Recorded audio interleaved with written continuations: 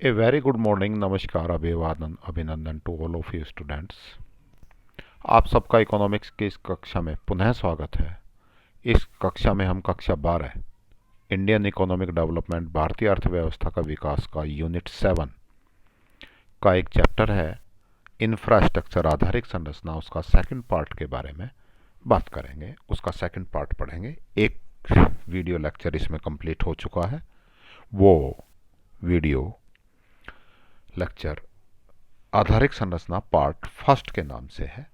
अब हम शुरू कर रहे हैं आज पार्ट सेकंड, है ना। थोड़ा सा उसमें से रह गया था, जो रह गया था उसके बारे में आज हम कंप्लीट करेंगे इस यूनिट में, इस लेक्चर में। ये उम्मीद है सारा चैप्टर कंप्लीट हो जाएगा। तो आधारिक संरचना के 2 चैप्टर हो गए। एक बार एक थोड़ी सी बात कर लेते हैं हम कि हमने पिछली यूनिट में क्या क्या पढ़ा था, जिससे थोड़ा सा आपको रिवाइज हो जाए और फिर आगे बढ़ते हैं। चलिए, सबसे पहले हमने सिलेबस देखा था कि मार्च 2022 में क्या क्या, कौन सा चैप्टर कितने वेटेज का है, क्या क्या हमारे सिलेबस में है, क्या हमें पढ़ना है, क्या हमें छोड़ना है। इसके अलावा फिर हमने आधारिक संरचना की बात शुरू की थी। आधारिक संरचना में हमने इसका सिलेबस पढ़ा था। इसके सिलेबस में एक चीज़ आपको इम्पोर्टेंट है, आउट ऑफ सिलेबस है आपका ऊर्जा, एनर्जी वाला टॉपिक। आपकी किताब में लिखा हुआ होगा, मत पढ़ना, इसमें से कुछ भी नहीं पूछा जाएगा। ये इस साल इस सिलेबस से डिलीट कर दिया है। इसके बाद आधारिक संरचना की हमने परिभाषा की बात करी थी, ये वाली परिभाषाएं पढ़ी थी, है ना। इसको कलर चेंज कर लूँ मैं कोई और येलो कलर कर लेता हूँ। नहीं, येलो तो तुम्हें दिखेगा ही नहीं फिर। बेटा जी, ग्रीन कर लेता हूँ, है ना, ये ठीक है। इसके बाद आधारिक संरचना का एक एग्जाम्पल पढ़ के देखा था हमने कि हम फैक्ट्री लगाएं, तो उस फैक्ट्री को लगाने के लिए क्या क्या चीज़ों की तुम्हें ज़रूरत होगी, वो सारी आधारिक संरचनाएं कहलाती हैं, है ना। और आधारिक संरचना क्या क्या होती हैं मेन रूप से हमने देखा था। आधारिक संरचना के प्रकार पढ़े थे, आर्थिक आधारिक संरचना, सामाजिक आधारिक संरचना, ये क्या होती हैं, क्या काम आती हैं, ये सब चीज़ें पढ़ी थी। इसके बाद आधारिक संरचना का महत्व पढ़ा था कि आधारिक संरचना का हमारे देश में क्या महत्व है। तो आधारिक संरचना का पहला महत्व था उत्पादकता को बढ़ावा देती हैं। दूसरा महत्व, आधारिक संरचना निवेश, इन्वेस्टमेंट को प्रेरित करती हैं। आधारिक संरचना उत्पादन में संयोजन उत्पन्न करती हैं। ये संयोजन, अंतर औद्योगिक संयोजन क्या होता है, ये सारी डिटेल्स हमने पढ़ी थी। आधारिक संरचना बाजार के आकार में वृद्धि करती हैं। इसके अलावा हमने आधारिक संरचना जीवन की गुणवत्ता को सुधारती हैं। नेक्स्ट इज आधारिक संरचना बाहरी स्रोत, आउटसोर्सिंग के लिए सुविधा प्रदान करती हैं। आधारिक संरचना की अर्थव्यवस्था की कार्यप्रणाली में सहायता करता है, रोजगार प्रदान करता है लोगों को। ये हमने 9 इसका महत्व पढ़ा था, 9 इम्पोर्टेंस थी इसकी। भारत जीडीपी का केवल 34% करता है, जबकि चीन जैसा देश भी 44% जीडीपी का आधारिक संरचना पर खर्च करता है। फिर हमने हेल्थ के बारे में बात करी, स्वास्थ्य जो ये टॉपिक है। आपकी किताब में स्वास्थ्य और ऊर्जा दोनों होंगे, तो ऊर्जा वाला टॉपिक छोड़ देना, केवल स्वास्थ्य का पढ़ना है। स्वास्थ्य की परिभाषा जो WHO की डेफिनेशन है, वर्ल्ड हेल्थ ऑर्गेनाइजेशन। WHO क्या होता है? वर्ल्ड हेल्थ ऑर्गेनाइजेशन, विश्व स्वास्थ्य संगठन। इसके बाद स्वास्थ्य के कुछ संकेतक की बात करी थी, शिशु मृत्यु दर, बाल मृत्यु दर, मातृत्व मृत्यु दर, जीवन प्रत्याशा, पोषण स्तर, संक्रामक व संक्रामक बीमारियों की घटनाएं आदि, और भी होते हैं सर। एक स्वास्थ्य आधारिक संरचना के लिए क्या क्या चाहिए, वो सारी चीज़ें, हमें क्या क्या रिक्वायरमेंट होती है, उनके बारे में पढ़ी थी। फिर ICMR की बात करी थी, Indian council of medical research. ये आपसे एग्जाम्पल इसका फुल नेम भी पूछ लेते हैं, है ना। और फिर हम आप बात करी थी कि आधारिक संरचना की त्रिस्तरीय व्यवस्था भारत में कौन कौन सी है। प्राथमिक स्वास्थ्य सेवाएं, फिर द्वितीयक स्वास्थ्य सेवाओं में क्या आता है, क्या काम करती हैं। फिर तृतीयक स्वास्थ्य सेवाएं, द्वितीयक ये वाली। फिर तृतीयक स्वास्थ्य सेवाएं ये कौन सी होती हैं, क्या काम आती हैं। फिर हमने पढ़ा था स्वास्थ्य में निजी क्षेत्र की भूमिका क्या होती है, कि निजी क्षेत्र क्या काम करते हैं, कितना इनका रोल है, कैसे काम करते हैं, है ना। निजी क्षेत्र तक गरीब व्यक्तियों की पहुंच कम होने के कारण ये बहुत ज़्यादा आम जनता के लिए उपयोगी नहीं है। ये सारी चीज़ें हमने अभी इसके पार्ट फर्स्ट में पढ़ी थी। सेकंड पार्ट, भारत में चिकित्सा पर्यटन, मेडिकल टूरिज्म इन इंडिया, यहाँ से शुरू करेंगे। भारत में स्वास्थ्य सेवाएं, योग्य डॉक्टर्स, अच्छे डॉक्टर हैं, व्यवसायों के साथ आधुनिक चिकित्सा तकनीक का संयोग करती है। अच्छे डॉक्टर्स के साथ साथ जो बिजनेसमैन है ना, डॉक्टर इतना पैसा नहीं लगा सकते ना, बड़े बड़े हॉस्पिटल्स खुले हैं, अच्छी टेक्नोलॉजी विदेश से लेके आए हैं, और उस टेक्नोलॉजी से काम कौन कर पा रहा है? हमारे जो क्वालिफाइड डॉक्टर्स हैं। इसके साथ साथ भारत में स्वास्थ्य सेवाएं अन्य देशों में समान स्वास्थ्य सेवाओं की लागत की तुलना में सस्ती हैं। एक ऑपरेशन, मान लीजिए अपेंडिक्स का ऑपरेशन होना है यूरोप के किसी कंट्री में, अमेरिका में, इंग्लैंड में, यदि वो ऑपरेशन जितने पैसों में होता है उसकी अपेक्षा भारत में उसी लेवल से, उसी तकनीक से, उसी तरीके से वो ऑपरेशन सस्ता हो जाता है। इस कारण भारत में स्वास्थ्य सेवाएं प्राप्त करने के लिए विदेशियों का आकर्षण करने का केंद्र बन गया है। विदेश से लोग हमारे यहाँ वीज़ा लेके आते हैं, किस लिए? बीमारी का इलाज कराने, कोई ऑपरेशन कराने। इसको हम कहते हैं मेडिकल टूरिज्म। टूरिज्म वर्ड समझते हो? घूमना, है ना। भारत में ताजमहल देखने विदेश से लोग आते हैं, घूमने आते हैं। आप इंडियंस भी विदेश में घूमने जाते हो, तो टूरिज्म उसको बोलते हैं। जितना अच्छा इंफ्रास्ट्रक्चर, घूमने फिरने की सुविधाएं, है ना, सड़कें, होटल्स जितने अच्छे उतना ही टूरिज्म बढ़ता है। लेकिन वो उस टूरिज्म की बात नहीं कर रहे हम कौन से टूरिज्म की बात कर रहे हैं बेटा जी? Medical tourism. मेडिकल मीन्स चिकित्सा पर्यटन। पर्यटन वो वाला नहीं, चिकित्सा वाला, के लोग इलाज कराने के लिए भारत आ रहे हैं विदेश से। वो घूमने नहीं आया, ताजमहल देखने नहीं आया, दिल्ली दिल्ली घूमने नहीं आया। उसने तो अपोलो हॉस्पिटल से कांटेक्ट किया कि भाई, और इंटरनेट पे, कि भाई मुझे ये बीमारी है, ये इलाज करवाना है, कितना खर्चा आएगा। अपोलो हॉस्पिटल के डॉक्टर्स ने क्या किया कि भाई अपनी मेडिकल टेस्ट रिपोर्ट भेज दो। उससे अंदाज़ा लग गया कि क्या बीमारी है, एक्यूरेट क्या ऑपरेट करना है, और उसको खर्चा बता दिया, अभी 2 लाख रुपए का खर्चा आएगा। वो बंदा वहाँ से फ़्लाइट बुक करवाता है, इंडिया आता है, वीज़ा लेके आया बाकायदा मेडिकल का ही, कि मुझे इलाज करवाने जाना है। यहाँ आता है, हॉस्पिटल में एडमिट होता है, ठीक हो, इलाज करवाता है, ऑपरेशन कराता है। 10 दिन का टाइम लगेगा, ये मान लीजिए डॉक्टर्स ने बता दिया, 10 दिन बाद वापस चला जाता है। आगे का इलाज फिर वहाँ डॉक्टर्स की सलाह पे होता रहता है, दवाइयाँ। तो that is called medical tourism. तो भारत उभर रहा है, विदेशियों के लिए अपना इलाज करवाने के लिए आकर्षण का केंद्र बन गया है। क्यों? ये क्वेश्चन पूछ लेते हैं। इस क्यों में ये कारण है। भारत में, पहला कारण, भारत में स्वास्थ्य सेवाएं, योग्य डॉक्टर्स हैं। दूसरा कारण, उन योग्य डॉक्टर्स ने व्यवसायों के साथ आधुनिक चिकित्सा तकनीक के उपयोग से अच्छे हॉस्पिटल्स करे। तीसरा, इसके साथ साथ भारत में स्वास्थ्य सेवाएं अन्य देशों के समान स्वास्थ्य सेवाओं की लागत की तुलना में सस्ती हैं। तो योग्य डॉक्टर्स हो गए पहला कारण, योग्य डॉक्टर्स। दूसरा कारण कि यहाँ अच्छी चिकित्सा तकनीकी हैं, अच्छे हॉस्पिटल्स हैं। तीसरा कारण, सस्ता है। इसके कारण विदेश से, है ना, अमेरिका से सस्ते के चक्कर में आते हैं। हम ये नहीं कहते, अमेरिका से भी अच्छी टेक्नोलॉजी है, लेकिन अमेरिका में जो इलाज जितने में होता है उससे कम में यहाँ हो जाता है, इंग्लैंड से सस्ते में हो जाता है। और पाकिस्तान हुआ, सऊदी अरब हुआ, अफ्रीकन कंट्रीज हुए, वहाँ इतनी सुविधाएं नहीं हैं या महंगी हैं जिनमें हॉस्पिटल्स में हैं, तो वहाँ से लोग उसके कारण आते हैं, आधुनिक चिकित्सा और योग्य डॉक्टर्स। लेबर सस्ती है हमारे यहाँ, तो इसके कारण हमारा देश मेडिकल टूरिज्म का एक हब बन गया है। देन आगे बात करते हैं, जिसमें विदेशी लोग भारत में अपना इलाज कराने के लिए एक बहुत बड़ी संख्या में आते हैं। इससे भारत को आर्थिक लाभ होता है, भाई पैसा मिलेगा। इस प्रक्रिया को चिकित्सा पर्यटन कहते हैं। समझ आ गई होगी। मेडिकल टूरिज्म किसे कहते हैं ये भी समझ आ गया होगा। भारत चिकित्सा का चिकित्सा पर्यटन मेडिकल टूरिज्म का हब क्यों बनता जा रहा है, मुख्य केंद्र क्यों बनता जा रहा है, उसके कारण मैंने 3 आपको ये बता दिए।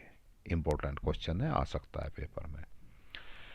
इसके अलावा बात करें हम, भारत में 6 तरह की चिकित्सा पद्धतियां काम करती हैं, अर्थात जिन्हें भारत ने आत्मसात कर लिया है। ये तो चलती हैं हमारे यहाँ, है ना। ये भारतीय हैं ऐसा चैलेंज नहीं कर रहे हम, लेकिन बहुत पुराने समय से, बहुत लंबे समय से ये चलती आ रही हैं, है ना। कहाँ की हैं ये तो फिर एक अलग विषय हो गया, लेकिन भारत ने इनको, भारतीय समाज ने इसको आत्मसात कर लिया है, अपने अंदर समा लिया है, अर्थात ये तो हमारी नॉर्मल लाइफ में है। इनमें 6 विधियों में कौन कौन सी हैं? आयुर्वेद, योगा, है ना। आजकल तो इंटरनेशनल योगा डे भी मनाया जाता है। स्वामी रामदेव जी का बहुत बड़ा योगदान है, जन जन तक योगा को पहुंचाया है, जिसने स्वास्थ्य में हमारे लिए बहुत हेल्प की है। यूनानी पद्धति, सिद्धा पद्धति, नेचुरल प्राकृतिक चिकित्सा, होम्योपैथी। एलोपैथी नहीं है, देखो ये समझ लेना, ये जो अंग्रेजी दवाइयाँ हैं वो नहीं है, वो अभी हमारी आत्मसात नहीं हुई है। तो भारत में चिकित्सा पद्धतियाँ की बात करें हम, तो आयुष के नाम से हैं ये, है ना। और ये आयुष, ये 6 हैं। तो आपसे यदि पूछा जाता है भारत में चिकित्सा पद्धतियाँ, आयुष के अंतर्गत कौन कौन सी चिकित्सा पद्धतियाँ हैं, तो आप इन 6 के नाम लिखेंगे, एलोपैथी का नाम नहीं लिखेंगे। अब इसमें आज कुछ फैक्टर्स देखते हैं। भारत दुनिया का दूसरा सबसे बड़ी जनसंख्या वाला देश है, परंतु अधिकतर लोगों की स्वास्थ्य स्थिति चीन व अन्य विकसित देशों की अपेक्षा बहुत असंतोषजनक है। अभी भी हमारे देश की स्वास्थ्य स्थिति पहले से बहुत बेटर हुई है, बहुत ठीक हुई है, लेकिन अब हम दूसरे देशों से आज भी हम कंपैरिजन करें तो दुनिया की सबसे बड़ी, दूसरी सबसे बड़ी आबादी वाला देश होने के बावजूद भी आज भी स्वास्थ्य आधारिक संरचना में अभी स्थिति अच्छी नहीं है। भारत में स्वास्थ्य पर जीडीपी का केवल 4.8% खर्च होता है, जो अन्य विकसित और विकासशील देशों की तुलना में बहुत कम है। और देशों में किसी में 6%, किसी में 8%, 11% तक भी खर्च हो रहा है, भारत में कम होता है, जिसके कारण इतना अच्छा आधारिक संरचना, स्वास्थ्य आधारिक संरचना नहीं बन पाई। भारत में दुनिया की जनसंख्या का लगभग 17% लोग रहते हैं। पहली सबसे ज़्यादा लोग कहाँ रहते हैं? चीन में। और सेकंड नंबर की पॉपुलेशन इंडिया की, और मैं तो इंडिया की पॉपुलेशन चीन से भी ज़्यादा मानता हूँ। क्यों? क्योंकि उसका एक कारण है पॉपुलेशन। देश बड़ा होने से तो पॉपुलेशन बड़ी हो ही जाएगी। चीन हमसे कई गुना बड़ा, क्षेत्रफल में कई गुना बड़ा है। पॉपुलेशन असली देखी जाती है कि प्रति वर्ग किलोमीटर जो घनत्व है ना। मान लीजिए देश इतना सा है और पॉपुलेशन, एक इतना बड़ा देश है, इसकी पॉपुलेशन 1000 है और इसकी पॉपुलेशन मान लीजिए 800 है, तो निश्चित रूप से इसका घनत्व ज़्यादा होगा, और घनत्व होने से ही पॉपुलेशन पे ज़्यादा इफेक्ट पड़ता है। वरना तो मान लीजिए इसमें, अब मान लीजिए भारत में पाकिस्तान भी, बांग्लादेश भी, भूटान, श्रीलंका, कल को ये सारे देश एक जगह मिल जाएं तो देश बड़ा हो जाएगा, लेकिन उससे कोई फ़ायदा नहीं होगा। वो जनसंख्या में नंबर 1 आ जाएगा, उससे कोई वो नहीं है। यहाँ घनत्व के हिसाब से भारत की स्थिति सबसे खराब है। तो दुनिया के 17% लोग रहते हैं, परंतु यह विश्व वैश्विक भार, GDB, global burden of disease, पहले तो इसकी फुल फॉर्म समझ लीजिए, कि भयावह 20% को सहन करता है। ये होता क्या है, अब बात करेंगे। पॉपुलेशन 17%, जीडीपी का 20%। जीडीबी, जीडीपी नहीं है, GBD, global burden of disease. ये क्या होती है जीबीडी? विशेषज्ञों द्वारा प्रयोग किया जाने वाला एक संकेतक है जो किसी निर्दिष्ट रोग के कारण अपरिपक्व मृत्यु की संख्या और उस रोग के कारण व्यक्ति कितने समय अंतराल तक अक्षम रहता है को मापता है। कि किसी बीमारी के कारण कितने तो लोग मर गए, और कितने लोग उस बीमारी के कारण कितने लंबे समय तक असक्षम रहे, इट मीन्स बेड पे रहे, वो उत्पादन नहीं कर पा रहे, वो अपने कार्य स्थल तक नहीं जा पाते, अपनी अर्निंग्स नहीं कमा पाते, अपनी इनकम नहीं कर पाते, वो अक्षम कहलाता है। तो उस बीमारी के कारण कितने लोग तो अक्षम रहे, कितने मर गए, जितने ज़्यादा उतना ही जीबीडी ज़्यादा होता है। तो पूरे जब हमारे पास 17% पॉपुलेशन है विश्व की, तो 17% से कम जीबीडी होना चाहिए, या मैक्सिमम 17 हो जाए तो 17 भी हो जाए तो हम मान लें कि विश्व में एक एवरेज है, हम औसत हैं, लेकिन बढ़ के हैं। इसका मतलब चिकित्सा के मामले में या स्वास्थ्य के मामले में हम पिछड़े हुए हैं। भारत में जीबीडी का आधे से अधिक संक्रामक बीमारियों जैसे अतिसार, मलेरिया, टीबी के कारण है। सबसे ज़्यादा बीमारियों के कारण ये जो मृत्यु और अक्षमता आती है, ये ये जो पानी के कारण बीमारियां होती हैं या संक्रामक बीमारियां होती हैं, अतिसार, मलेरिया, टीबी, है ना, आजकल तो डेंगू चल रहा है, इसकी तो अभी हम बात ही छोड़ दें, ये जो कोविड-19 है। अब भारत में स्वास्थ्य संबंधी चुनौतियां, क्या क्या चुनौतियां हैं? स्वास्थ्य सेवाओं का असमान वितरण। असमान वितरण का मतलब है जहाँ जितनी पॉपुलेशन है सब जगह बराबर इक्वल स्वास्थ्य सेवाएं उपलब्ध नहीं है। शहरों में स्वास्थ्य सेवाएं अपेक्षाकृत ज़्यादा आसानी से उपलब्ध हैं, ज़्यादा हैं, जबकि ग्रामीण क्षेत्रों में स्वास्थ्य सेवाएं उपलब्ध नहीं है। इसका मतलब जो हमारी पॉपुलेशन का एक बहुत बड़ा पार्ट गांव में रहता है, इनको स्वास्थ्य सुविधाएं कम मिल पाती हैं, शहर में जो पॉपुलेशन रहती है उसको अधिक मिल पाती हैं। तो इसको हम बोलते हैं असमान वितरण, जबकि सबको बराबर ही मिलनी चाहिए। संक्रामक बीमारियां जो एक से दूसरे को फैलती हैं, एड्स, एचआईवी, सोर्स, और इसमें एक अब लिख लो कोविड-19 जैसी संक्रामक बीमारियां समाज के लिए गंभीर खतरा बनी हुई हैं, आज भी खतरा है ना। एड्स का हमारे पास कोई इलाज नहीं है, सार्स का कोई इलाज नहीं है। निकृष्ट प्रबंधन, मैनेजमेंट बहुत पुअर है, बहुत ख़राब है हॉस्पिटल्स का। स्वास्थ्य सेवाओं के कर्मचारियों और स्वास्थ्य केंद्रों की संख्या में बहुत अधिक अंतर पाया जाता है। स्वास्थ्य केंद्र या तो है ही नहीं, हैं बहुत सारे, खोल भी दिए इन्होंने तो बस खोल दिए, वहाँ कर्मचारी गिने चुने हैं, एक है, दो हैं, तो भाई इलाज कैसे होगा, है ना। कर्मचारी कम भर्ती होते हैं, कर्मचारियों की संख्या विशेषकर ग्रामीण क्षेत्रों में बहुत ही कम है। पूरा एक प्राथमिक स्वास्थ्य केंद्र खोल रखा है, एक नर्स आती है बस। अब बताओ वो उससे इलाज कैसे होगा सभी लोगों का। वो नर्स की जगह डॉक्टर होना चाहिए, एक नर्स होनी चाहिए, एक कंपाउंडर होना चाहिए, एक सफाई कर्मचारी होना चाहिए, बहुत सारा स्टाफ होना चाहिए ना। उसकी जगह बस एक नर्स भेज दीजिए, छोटी मोटी दवाई दे देगी खांसी जुकाम की, तो वो स्वास्थ्य सुविधाएं मिली थोड़ी। निजीकरण के कारण स्वास्थ्य में स्वास्थ्य सेवाएं निरंतर महंगी हो रही हैं, है ना। प्राइवेटाइजेशन हो रहा है, ज़्यादातर हॉस्पिटल अब प्राइवेट बनते जा रहे हैं, जिससे स्वास्थ्य सेवाएं करोड़ों लोगों की पहुंच से बाहर होती जा रही हैं। भाई गरीब आदमी प्राइवेट हॉस्पिटल में इलाज करवा ही नहीं पाता, उसकी तरफ से कितनी कितने ही खुल रहे हों, कितने ही बढ़िया नर्सिंग होम खुल रहे हों, कितने ही प्राइवेट हॉस्पिटल खुल रहे हों, जब वो इलाज ही नहीं करवा पा रहा तो फिर फ़ायदा ही क्या है, वो तो उससे तो बाहर है। घटिया रख रखाव, सरकारी स्वास्थ्य केंद्रों और अस्पतालों का रख रखाव बहुत ही घटिया दर्जे का है। देखते हो आप कभी हॉस्पिटल में गए हों सरकारी में, गंदगी चारों तरफ, कर्मचारियों का बात करने का तरीका, है ना, अच्छा नहीं है। नर्सेज जो हैं पेशेंट की ज़्यादा गौर नहीं करती हैं, काफ़ी कुछ गड़बड़ है। सबसे सब बहुत सारे एपरेटस उनके ख़राब पड़े रहते हैं, गंदगी होती है, धूल होती है। इसके कारण लोग सार्वजनिक अस्पतालों को छोड़कर निजी अस्पतालों में जाने के लिए विवश होते हैं, मजबूर है। भाई मरता आदमी क्या करे, जाएगा, जिसका खर्च वहन करना उनके सामर्थ्य में नहीं होता। बेचारों का मकान, दुकान या पिछली जो सेविंग्स हैं वो सब खर्च हो जाती हैं, बर्बाद हो जाते हैं। सफाई का घटिया स्तर, सफाई जानते ही हो सरकारी अस्पतालों के तो बुरा हाल है। भारत में प्रत्येक वर्ष, ये तो चीज़ें हो गई यहाँ की।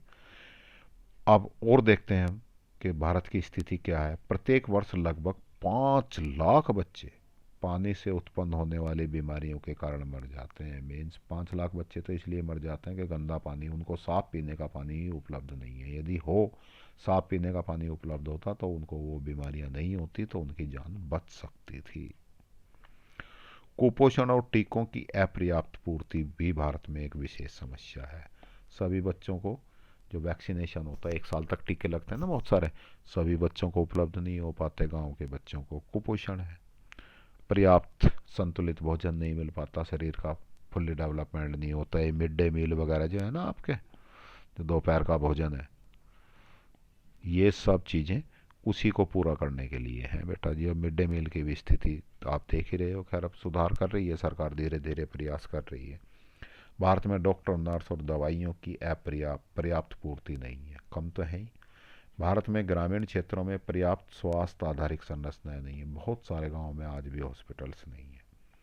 यह स्वास्थ्य सेवाओं के असमान वितरण को दर्शाता है। ऊपर बात हो गई थी इसकी।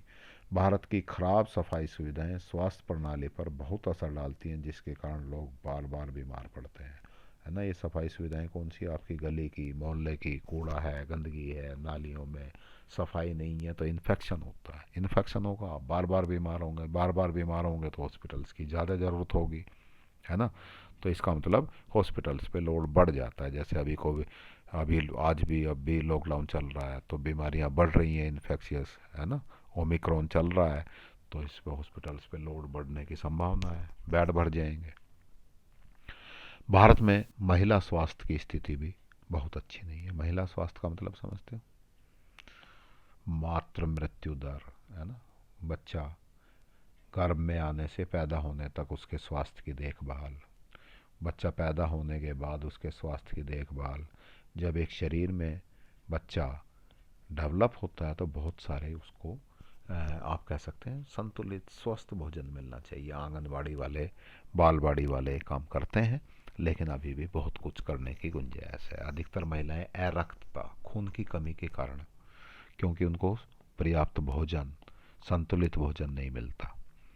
सरकारी अस्पतालों में अपर्याप्त सुविधाओं के कारण गरीब व्यक्ति निजी अस्पतालों में जाने को विवश होते हैं, जो कि हमेशा के लिए उन्हें ऋण जाल में फंसा देता है। मैंने बता दिया, कर्जा लेके भाई मरते हैं। अब अपने किसी परिचित का जब वो मर रहा है तो निश्चित रूप से उसे बेचारे को इलाज तो करवाना ही है। जब सरकारी अस्पतालों में और नहीं होती तो वो बेचारा प्राइवेट में जाता है, तो कर्जा लेता है, तो ऋण जाल में फंस जाता है। तो ये चैप्टर आपका यहीं तक था। थोड़ा सा इसके बारे में आप अपना ब्रॉड एक व्यूज बना लीजिए, जिससे आप आंसर लिख सकें, समझ लीजिए। इसके अभ्यास प्रश्न है, ये आपको कॉपी में करने हैं। किस प्रकार आधारित संरचना उत्पादन को बढ़ावा देती है ना। फर्स्ट वाले लेक्चर में ये दिया हुआ भी है और ये एक आंसर मैंने लिख भी दिया है। आधारिक संरचना औद्योगिक और कृषि उत्पादन के मुख्य क्षेत्रों में सहायक सेवा प्रदान करती है। कृषि उत्पादन आधारिक संरचना सुविधाएं जैसे सड़क, रेलवे, शक्ति आदि पर निर्भर है। वह औद्योगिक उत्पादन शक्ति, विद्युत सर्जन, कितना ज़्यादा से ज़्यादा बिजली का विकास हो रहा है, यातायात और संचार के विकास पर निर्भर करता है। अतः कहा जा सकता है कि आधारिक संरचना उत्पादन को बढ़ावा देती है। भारतीय चिकित्सा पद्धति की 6 प्रणालियों की सूची बनाई है, जो मैंने अभी बताई थी। 6 है, इसमें एलोपैथी नहीं है, होम्योपैथी, नेचुरल चिकित्सा, अरे ये वाले